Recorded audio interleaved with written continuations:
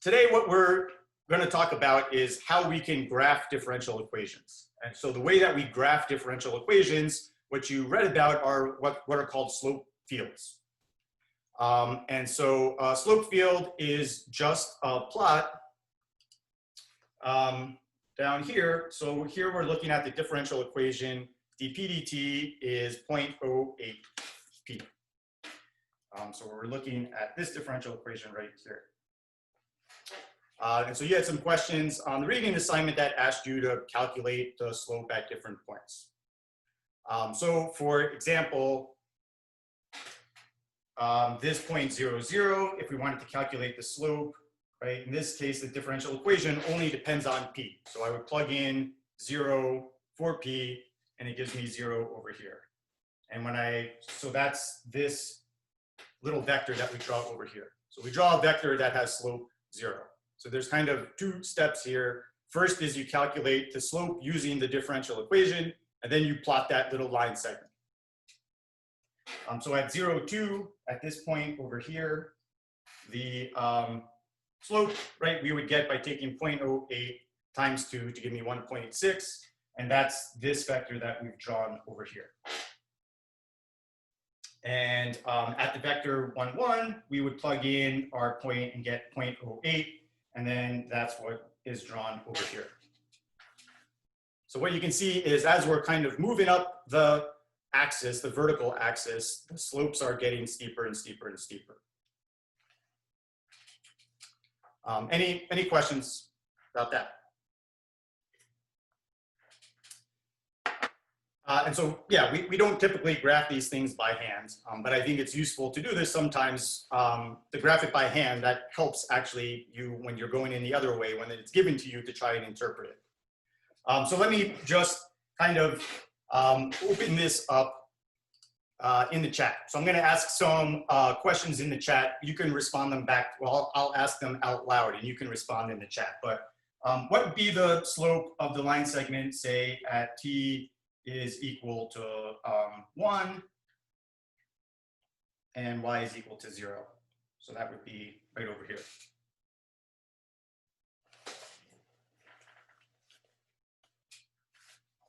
Okay, and responses are coming in. Everybody is saying 0. That's right.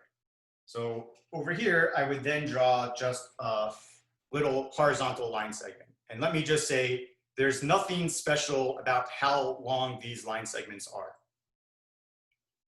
So we're not getting any information about the length. That's just our choice. But the information that we should be receiving is how steep that line segment is.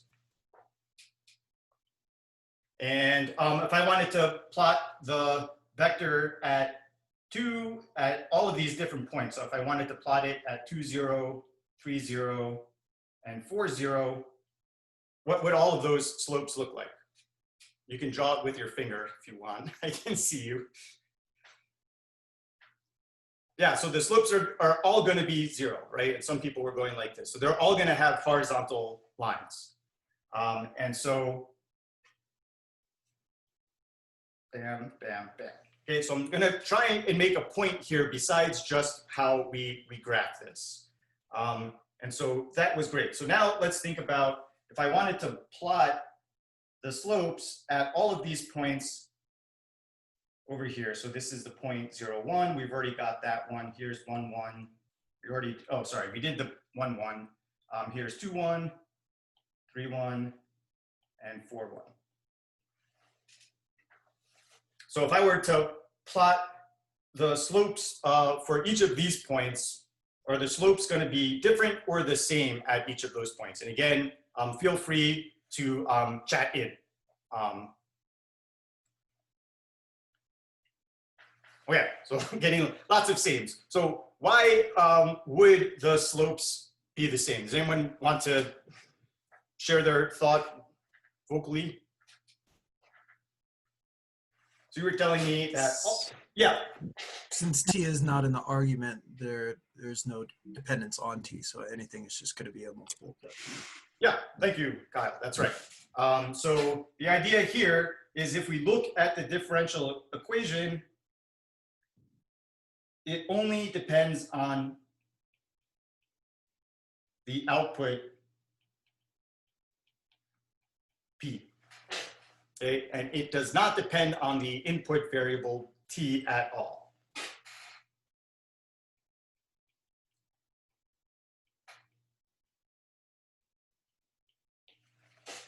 Okay, so what that means is any one of these points, oops, sorry, that's not what I wanted to say.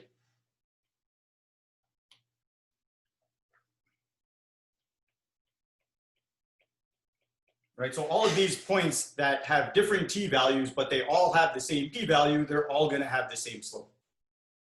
So one thing that we can see as a result of this comment and how we're calculating this is for a fixed p value,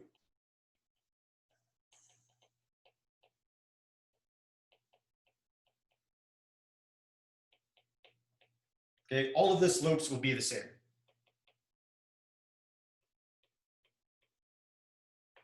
Since that's the only thing that is going to determine the value of the slope. So what that means, yes, question? This is an autonomous function, right? Yeah, so that's right. So Okay. that's going to, by definition, this is what we call an autonomous differential equation. Yeah. Okay. Yeah, and so what that means is, for example, if we fix a p-value,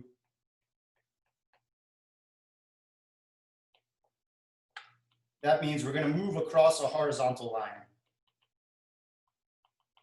Right, since all of those points on the horizontal line are going to have the same p-value. And so if I know what one of these slopes are, then I know that they're all going to be roughly the same, right? They should all roughly be parallel.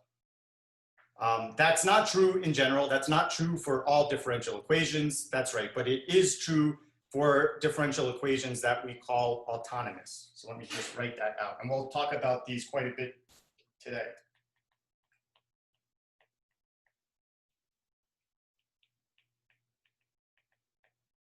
So when we say something is an autonomous differential equation, that means the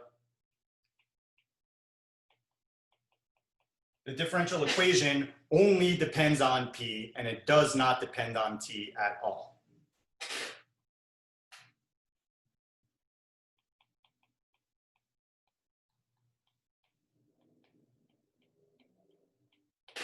That's what it means to be an autonomous differential equation. In general, our differential equations are going to depend on both variables, but there are some special cases like this. Okay, any questions?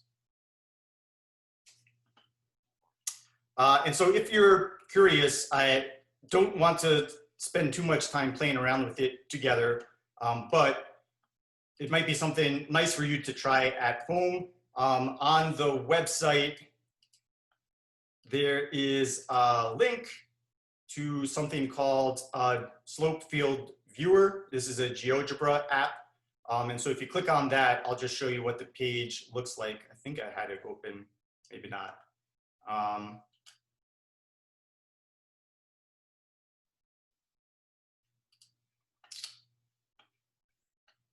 Will these vectors on the slope field always point to the right? Yes, so that's a good question. Yeah, let me answer that. I'll come back to that in 1 second. Yeah, was that you, Abraham? Sorry, let me answer that in 1 second. I just want to illustrate this app and then we can come back to the worksheet. But if you click on that link, this is what the slope field viewer looks like in case you're curious. And if you want to change the differential equation, you can just enter it in over here. I'll just say the default on this little applet is T is the input, Y is the output. So that differential equation, 0.08P, I would just use 0.08Y. And then it's going to update the slope field. And now you can see this behavior that every time we move across a horizontal line, all of the slopes are parallel.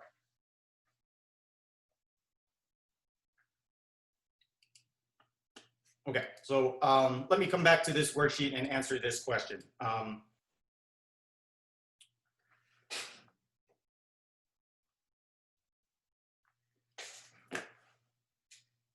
Yeah, so the question was, notice all of these vectors that I'm drawing go to the right. And there's no reason why I couldn't draw a vector at this point that had slope 0 that pointed in the other direction, right? And there's no reason why this vector I could have instead drawn like this, right? And it still has the same slope. So the question is, why are these vectors always going to the right? So we're always going to assume these slope fields are pointing to the right because usually our independent variable is time. And we're going to think about what happens as time goes on. Does the output go up or down? So we think about, does increasing t lead to an increase or a decrease in p? In different differential equations with 3 different slope fields potentially that go along with it. So I'm going to break you up into some breakout rooms. And in your groups, I would like you to kind of discuss which differential equation matches which of the graphs. And beyond just saying what the answers are, there are different strategies that you might be using to match these up. So I think it would be useful not just to say, I got this, but I got this, and here was the thinking that I used to get that. When I break you up into your breakout rooms, just a couple of things. You can record your sessions if you like, I think, if you hit the record button. And you can screen share and all of that. So if one of you have this downloaded and saved, it might be useful to share it with everybody in your group so you can all look at the same work. Okay, so any questions about the task? Okay, thank you for those. So let's take a look at what you guys said. So here's responses from the class. So for A, most people had 4, in case you're curious where the majority went. In slope field B, most people matched it with 5. And in slope field C, there were some differing opinions. Most people had 6. So let's take a look at these answers. And I'm more interested in maybe what some of the logic might have been in matching this. So does anybody one of the groups want to volunteer why you thought that A matched 4, which it does? I guess I can go.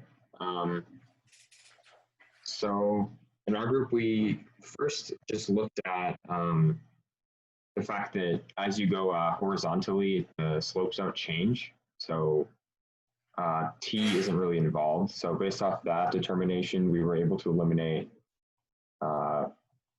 1, 3, 5, 6, and 7. So we were only left with either 1 minus y squared or 1 minus y.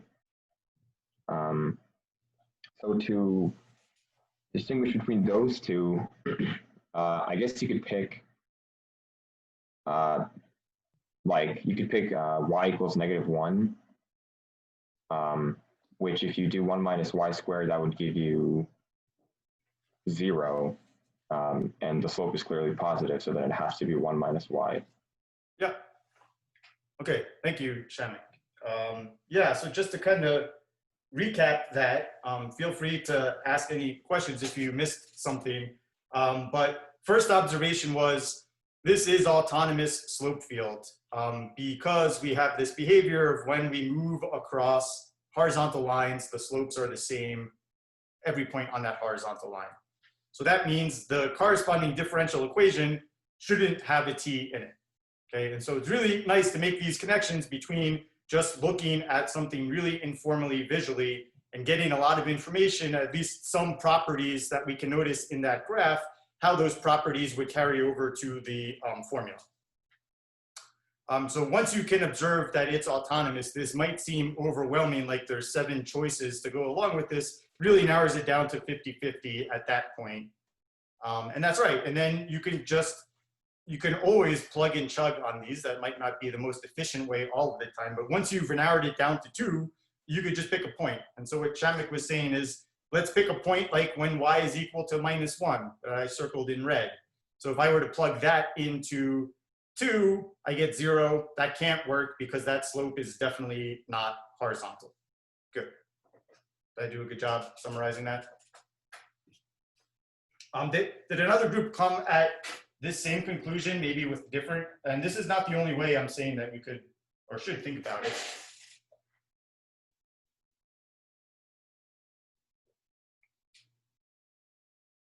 So one other thing that you might consider is when we see things like this is going to be particularly nice when we see all of these things that have flat slopes. So for all of these points over here, we could have also made the connection that if y is 0, dy dt, excuse me, that's not right. Right? If we say if y is equal to 1, then we can observe that the derivative is 0, and then we can pick out which differential equation seems to have that property. The problem here is that there's more than one, so we need more information before we could match that one up. Okay, any questions?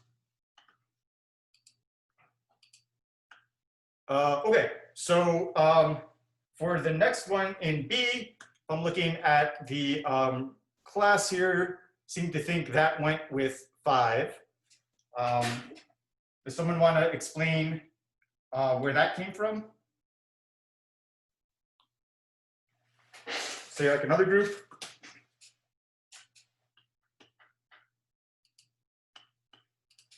All right, so I will say group 1, that was Yua, Rachel, Abraham, Jet, Wenxian. Does anyone, group 1, want to share how you came up with that result?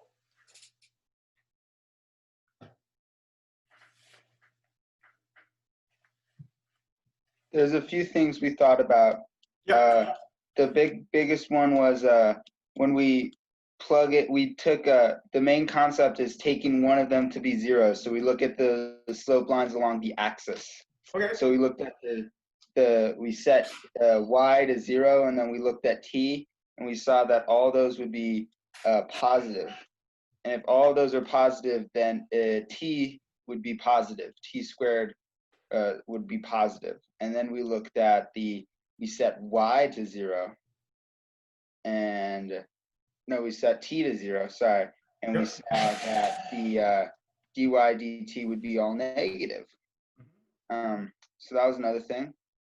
Then the last thing I saw was if you look at where the horizontal lines are along the thing, they follow a parabola. And that would be, so then it would be t squared minus, or so it would be, something, the squared minus the squared would be a parabola. And then since it's a pretty nice parabola, it's probably the same squares or the same values on each side. Yeah. That's what we're thinking. Yeah, all very good thoughts. Thank you for sharing that. Yeah. So this is exactly, you guys are catching on great. These are the exact things that we should be looking at on these. I'm just looking for patterns, right? That's all we really do in mathematics. So good. So yeah, we can observe like really nice things are to do. To do is set one of them equal to 0 just to simplify things and then see what happens. Set the other one equal to 0, see what happens. And there was a nice point that was made, and maybe I'll just highlight this in a slightly different way. And it might be a little bit hard to see, but it's a little bit easier over here. All of these vectors that I'm circling, they're all horizontal vectors, right? So all of these vectors, so we can observe what happens when we set one of the variables equal to 0. We can also identify and that was a key part of the first graph, that when these slopes are flat, that's going to mean the differential equation should be 0. And so I can see that it seems like we're getting dy dt equals 0 when y is equal to t and when y is equal to minus t, right? One of those lines is y equals t, the other one is y equals minus t. And that is exactly reflected in this one over here. That's right. I will say that it could be close considering differential equation 3, but that has the exact opposite signs. So you can kind of check that out by testing a point. Okay, good. And so another kind of point to make in B is that that very clearly depends on time, right? When we move across the horizontal line, the slopes are all different. Okay, and then lastly in C, so for this one, does someone want to, the class came up for the most part with 6, which is correct on that one. And does someone want to explain from one of the other groups that how 6 was picked for this one? Sure, I can. Okay, yes, thank you, Kirsten. So we noticed that the equation was not dependent on y, because for every, if you set, I should say, for every vertical slope line, yeah, they're all parallel. Yep. So we knew that it was down to t minus 1 or 1 minus t. And if you look at, if t is less than 1, the slopes are positive. And if t is greater than 1, the slopes are negative. So it fits with 1 minus t. Awesome. Great. So I think, yeah, there were 2 big observations here, and that is it's kind of like the reverse of A, and that there is some symmetry going on. It's just that now when we fix a t value, when we fix a vertical line, all of the slopes are the same no matter what the value of p is. Terminology-wise, would this be called an autonomous function as well? No, it is not. So good question. So autonomous specifically means doesn't depend on t, doesn't depend on the independent variable. This differential equation does depend on t, it just doesn't depend on y. So it's the flip. We don't have a special name for that one, but it's kind of similar idea. So yeah, so for a fixed t value, all of the derivatives are the same. So this would tell me that this equation shouldn't depend on the dependent variable. So this is going to be independent of the variable y. And yeah, so that would lead to maybe this one and maybe this one over here. And to kind of summarize what Kirsten was saying is that, yeah, you can look at the signs and then determine which of those 2 matched up better. Good, yeah, so great. So yeah, so it went 4 for A, it went 5 for B, and it was 6 for C.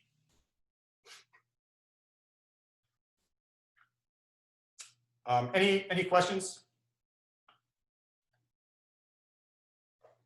And so what's really nice about these slope fields is that, as we'll work with them on Monday as well, is that they give us really nice ways of approximating solutions without having to do any analytical work at all, right? So this you can plot in 2 seconds with software. It's very plug and chug type of thing. And once you have this graph, we can see these derivatives, right? They give me like little signposts or little directions that will help me indicate where the solutions are going to be. So question 3 is asking us to draw some solutions on these slope fields. So it's just like these arrows are like directions for us. So we're really trying to fit a curve so that those arrows are tangent at every point along that curve.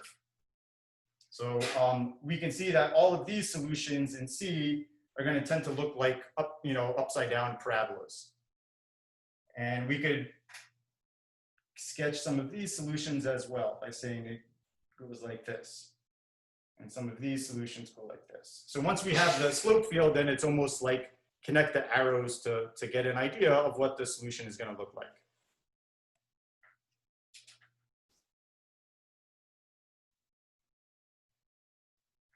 Okay, any questions? So this material is in section 1.2 in case you're curious. So we kind of skipped over the first section. Section 1.2 deals with slope fields. And they have some stuff about uniqueness and existence of solutions. I'm not as concerned about that, but you're welcome to read about some of that material. So the next thing I want to take a look at then is the worksheet on the phase line. So this is section 1.6. So we hopped over a couple of sections. We'll do them just in a slightly different order. So I want to first think about different ways that we can approximate solutions, and then we'll talk about ways that we can find them more precisely. So section 1.6 deals entirely with autonomous differential equations. So now we're dealing with differential equations that are not going to depend on time. So the model here that we're looking at is a model for the rate of change of the population of owls.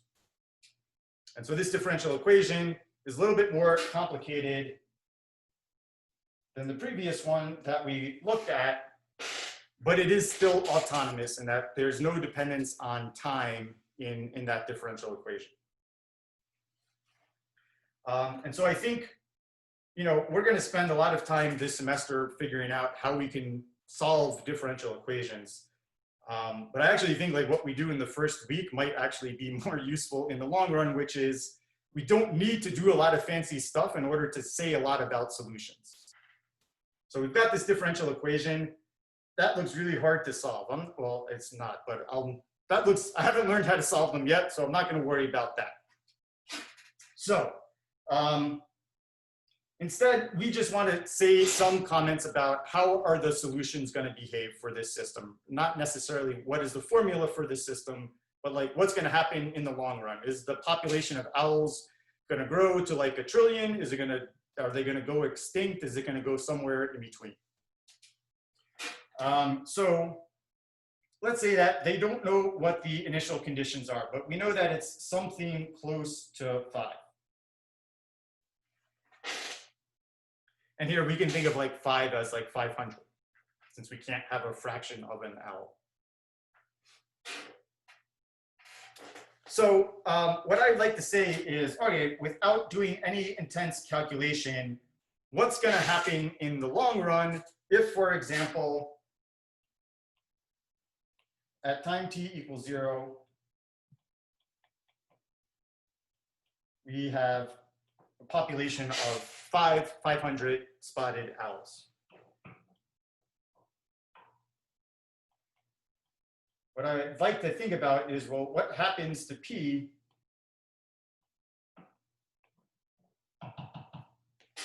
as time goes on, as time increases?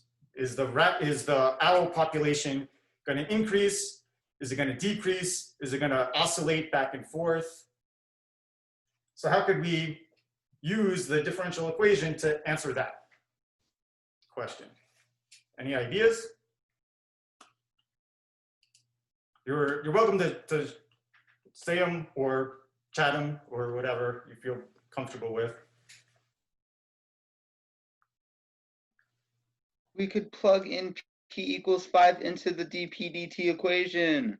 That's right. So really what I want to know is this question of what happens to P as t increases is exactly what derivatives tell us, right? They tell us when you change the input, this is what the output is going to do.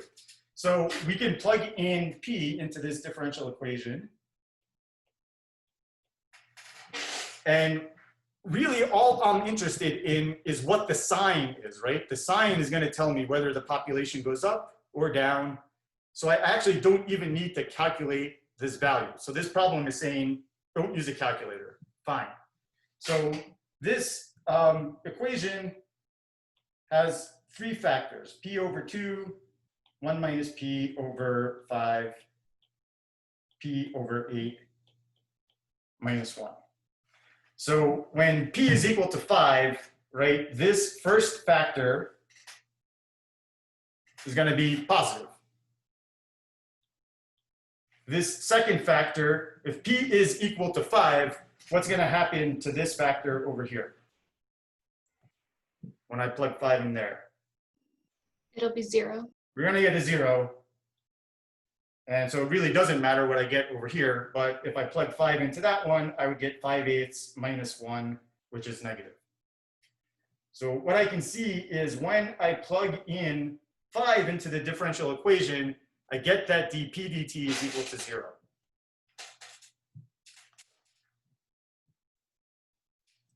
And if the derivative is equal to 0, what does that tell me about what's happening to the owl population? It's not changing. It's not changing. It's going to Yeah. stay constant. Yep.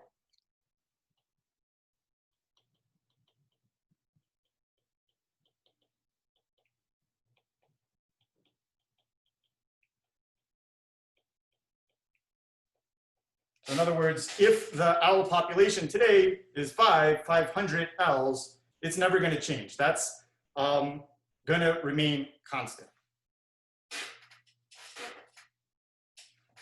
Okay. If instead at time 0, p was a little bit bigger than 5. Instead of 500 owls, we have 510 owls.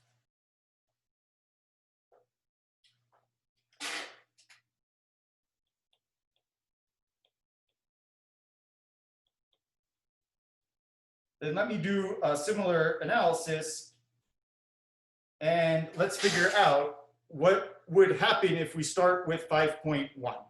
So when I plug 5.1 into the first factor, right, we would get that first factor is going to be positive as long as p is positive. And then in the second factor, if I plug in 5.1, and now I'm talking about this factor over here, what's the sign of that middle factor going to be? You can give me like a plus or a negative sign. Negative. It's going to be negative, right? Because I'm going to have 1 minus something which is slightly bigger than 1. So that becomes negative. And then in the last factor, when I plug in 5.1, what would that sign be? So when I plug 5.1 into this factor, we would get something positive or negative. Negative again. Negative again. So altogether, the sign of the derivative here is going to be bigger than 0. So this tells me that if we were at 5.1, the population is going to increase and increase and increase and increase for a little while at least. Yeah. So this would tell me that the owl population is going to increase. And lastly, if we were to think about if we started off with slightly less than 500 owls, slightly less than p is equal to 5, say at 4.9, then we were going to get something positive times something positive times something negative. So at 4.9, the derivative equation, if I plug in 4.9, I'm going to get something negative, and this would tell me, therefore, that the population of owls is going to be decreasing.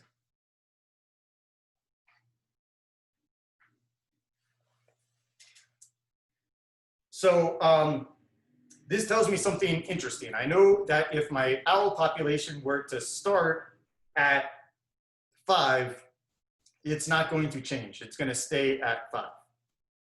If we start with a little bit more than 5, then what we can see is that the owl population is then going to grow and grow and grow and get larger than 5. And if I start with the owl population a little bit less than 5, that population is going to decrease and head away from 5. And the question is, well, does it go to 0? Does it go to 2? Does it approach some other number? We're not sure yet. But at least this analysis gives us a good way of describing what happens if we start near 5. If I'm a little bit bigger, I know p goes up. If I'm a little bit less, the population is going to go down. So I'd like you guys to do something similar, except look at what's happening around 8 and see if this analysis makes sense. So what I'd like you to do is say, for example, what happens at time equals 0 if P is equal to 8? What happens if P is a little bit bigger or a little bit less than 8? Is the population going to go up, down, or stay the same? So take a couple minutes and try that one out. Try and do something similar to what we did up top. And if you have a question about it, you're welcome to chat me privately as you're thinking about this.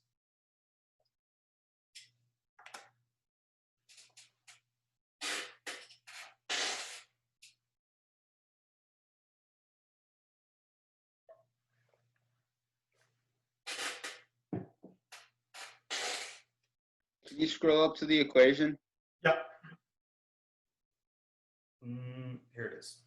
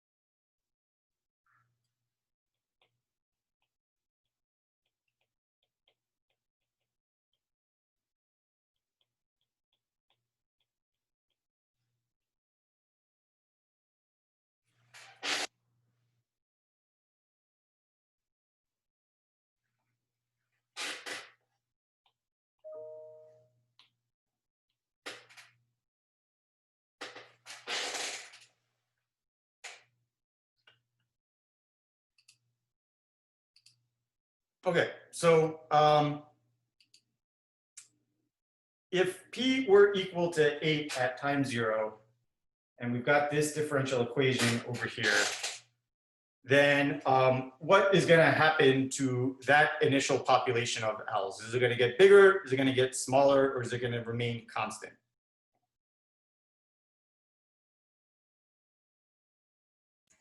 At P equal to 8, it's going to remain constant. Right, because at that point, the derivative is equal to 0. So at this point, P is going to remain constant. I'll just put that to remain constant since the derivative is equal to 0 when P is equal to 8. When P is equal to 7.9, right, I'm just going to say this first factor is going to be positive as long as P is positive. If P is 7.9, then what do we get for the middle factor? Something positive or something negative? Negative. Get something negative. And then this last factor, if P is 7.9, that would be negative as well, which would make this product be positive. So that's going to tell us if we start with a little bit less than 8, that population is going to increase. And then for this last one, I think it's a plus and minus and the plus. So that would tell us the population is decreasing. So this feels a little bit like first derivative test sort of thing, right? We're testing when is the sign of the derivative 0 versus positive versus negative. That's exactly what we're doing here, except the derivative is already given to us, so it's even easier than that rule. But any questions about that analysis?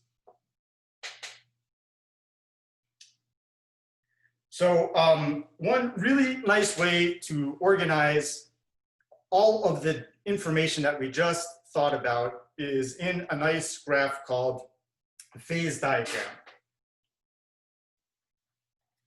And for us, since we only have one differential equation, right now it's really just going to be a phase line. When we start to talk about systems of differential equations, then we'll have more variables and we'll add some dimension to these graphs.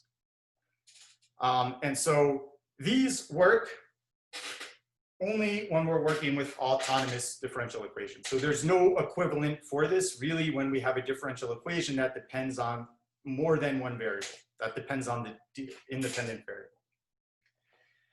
So kind of what we would do is we would take this differential equation, dp dt was p over 2 times, what was it, 1 minus p over 5 times 1 minus p over 8.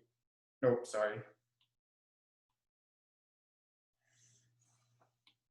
I think it was p over 8 minus 1.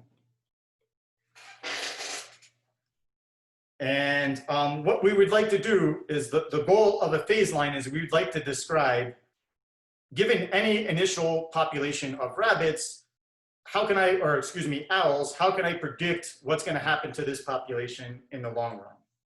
And so kind of the first step here is that we can identify what are called equilibrium solutions.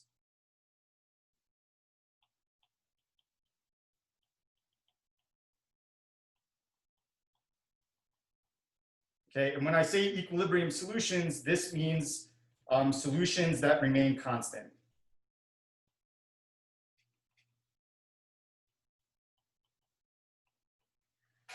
And what we mean by solution remains constant, if we have information about the derivative, then that means is we want to find values of y, or in this case p,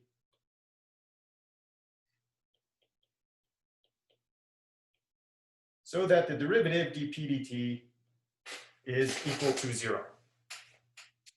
So we call constant solutions equilibrium solutions.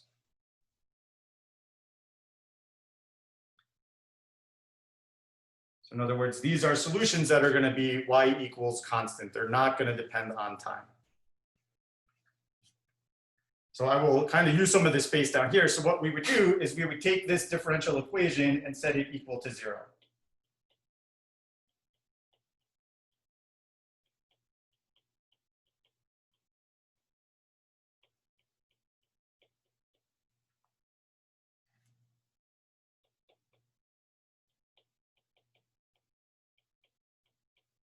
And for this differential equation, we could identify 3 different equilibrium solutions, right? There, if p is equal to 0, the derivative is 0. P is equal to 5 or 8, the derivative is equal to 0 as well. So these equilibrium tell me that if I start with a population of 0 owls, I'm going to remain with a population of 0 owls. There's no immaculate conception of owls in this scenario. That makes sense. This is also saying that, like, if your ecosystem has 500 owls, that's great. It's going to preserve that owl population over time. If you have 800 owls, it's also going to sustain that. At other owl populations, non-equilibrium values, we're going to get some fluctuations in the size of the owl population. So kind of step 1 is to find equilibrium solutions, and the way we find equilibrium solutions are we set the differential equation equal to 0 and solve for p.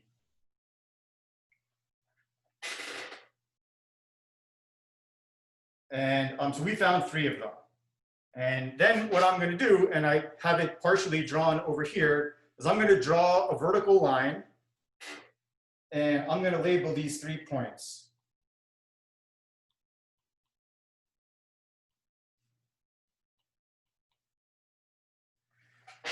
So those 3 points are the 3 equilibrium that we thought about, that we just found. And now it's like one of these first derivative sign change diagrams. So now I can say, okay, we tested that at the point 8.1, we found back here that if p was equal to 8.1, the derivative is negative, so the population would go down.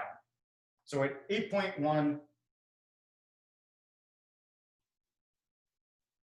I'm going to draw an arrow which is pointing down.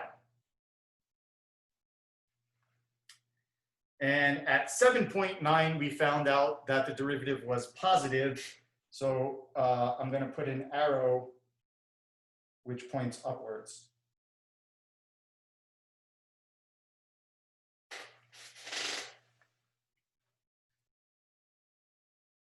And we also found that when we were at a little bit less than 5, the derivative was negative.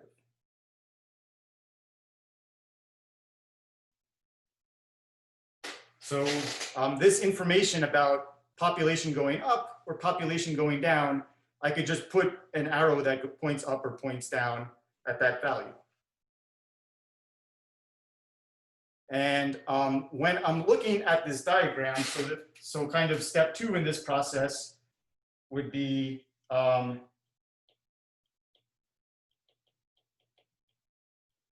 say at intermediate points between equilibrium values,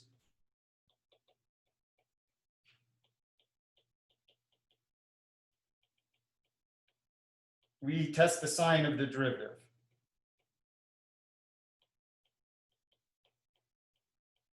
And if the derivative is positive, we put an up arrow. If the derivative is negative, we put a down arrow. And now this tells me exactly how are my solutions going to behave.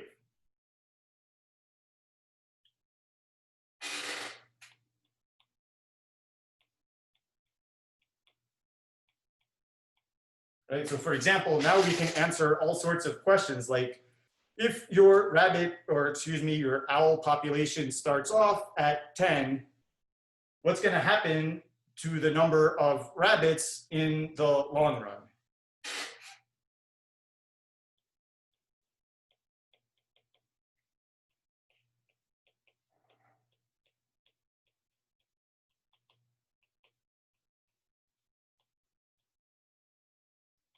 So that's a better question. So if P were starting off at 10 at time 0, what's going to happen to the rabbit population in the long run? So if I start up here at 10, that arrow says we're going to go down, right?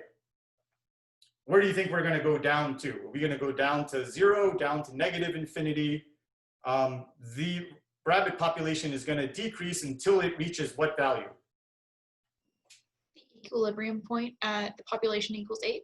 That's right. So this says you're going to go down until you hit the next dot, right? Until you hit a point where the slope is 0. And at that point, you're going to remain constant.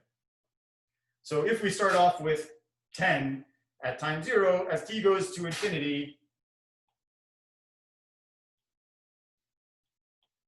P is going to approach this equilibrium at 8. Okay, so that's one thing you want to be careful about. We know that the population decreases, but that doesn't mean it heads to 0, right? It just decreases as it gets closer and closer to 8. And if I were to start, say, at a point over here, a little bit less than 8, that arrow tells me you would, the population would increase and approach the value at 8. So at 8, since we've got, when values start above it, it's going to decrease to 8. When values start below 8, they're going to increase to 8. We call this a stable equilibrium. Okay, it might be called an attractor as well. And when you look at the behavior of the equilibrium at 5, where the arrows are both pointing away, this is unstable equilibrium.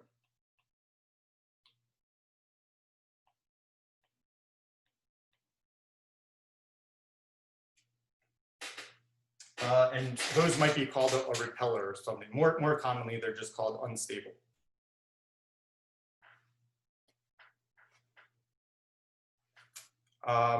And then we could check, although it doesn't make sense to think about negative values of a population, if we wanted to see whether 0 was a stable or unstable equilibrium, we could test a point for p, which is negative, and then you could verify that the sign of the derivative actually is positive.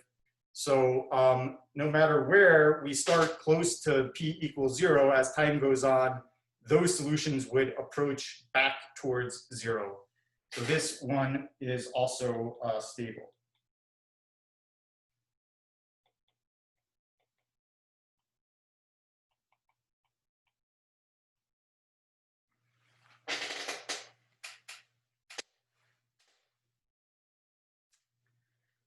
Okay, any questions? Yes, Professor. Yep.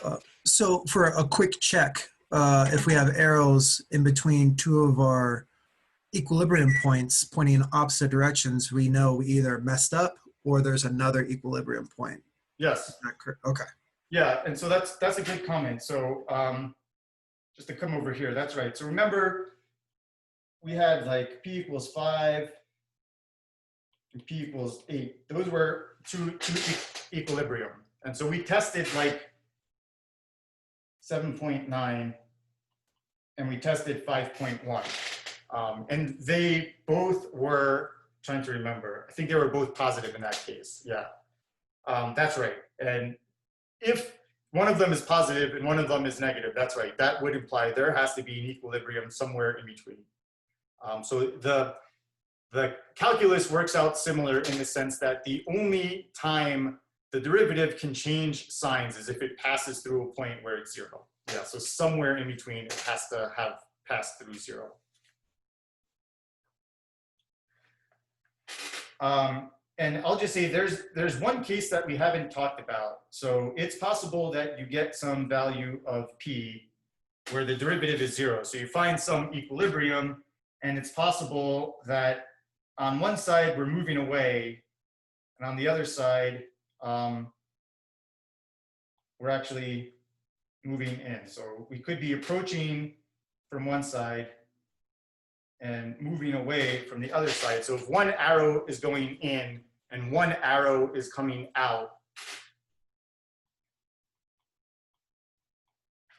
we don't, I'll say this book does not make a distinction between that type of instability. It just calls these unstable.